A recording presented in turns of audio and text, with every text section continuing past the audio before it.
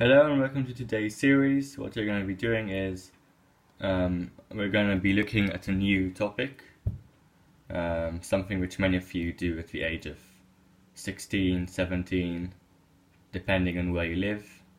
And this little series I have will apply to you if you're going to be doing A-level maths, AP, calculus, AB, or whatever. I'm sure there are many more courses which teach calculus. So yeah, let's just begin. This video is going to be really short. I'm just going to show you quickly what calculus is about, what the three components are, and yeah, just kind of debunk some myths about what people say about calculus, because it has a reputation of a very difficult kind of field of study, but I don't agree with that. Personally, I think that it's not very different to algebra or any other course you would take. So, yeah. So what is calculus? Calculus is the study of rates of change in mathematics, considering infinite and infinitesimal, which means infinitely small, changes in input and how the output is affected. So let's just break down what this means. If you have heard of the three components here, limits, derivatives, and integrals, what unites those three is you're looking at breaking down a shape or a gradient or what a value is approaching into really little pieces till it becomes very predictable what the next value is going to be. So in limits, what you do is you gradually increase a value. You see by how much that increases, and then you see, as if we're saying in our case, if a function, if x approaches infinity, then what you're going to find what f approaches. And in this example here, we've got the s shape, the sigmoid function over here, and we see that it approaches 1. It's never quite there, but we can break this down into little changes in the input and see that actually at some point it's like 0.99999, and then that's how we know that the limit as x approaches infinity of the function is 1. So it's just a limiting value of a function, basically. If you've done further maths GCSE, you would know what this means. And the derivative is incredibly useful.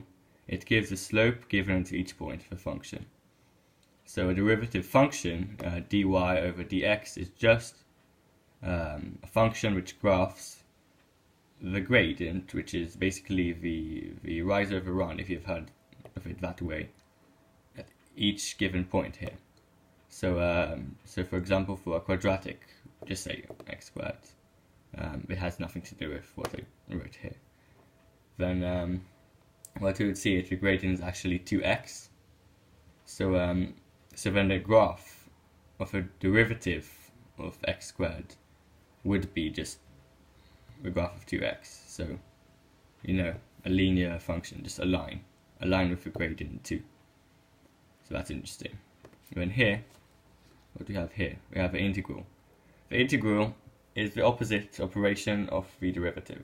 So if you apply the integral to the derivative, you just get back to the function where you started with. But more interestingly, if you then work out the integral of that function, you'll get the area under the curve. How interesting. In GCSE you learn about the trapezium rule. In America we call it trapezoid for some reason.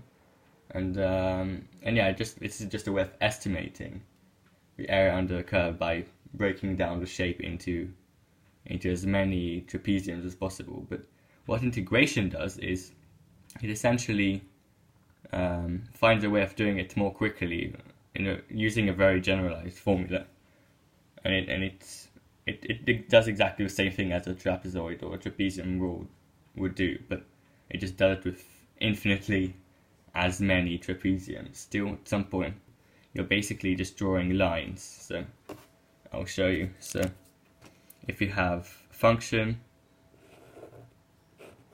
let's say that is the square root of x. What you'll be doing is, instead of working out trapeziums like that, whatever, you would be doing just a line. Or you wouldn't just be writing a line, but this is exactly the point. But the trapezium, you're going to use a trapezium width is going to be so close to 0 that it's almost as if you're just sketching lines to show by how much the function increases at each point, which makes it look so smooth that it's basically virtually the same thing as the function. And then it's a very good way of working out the area.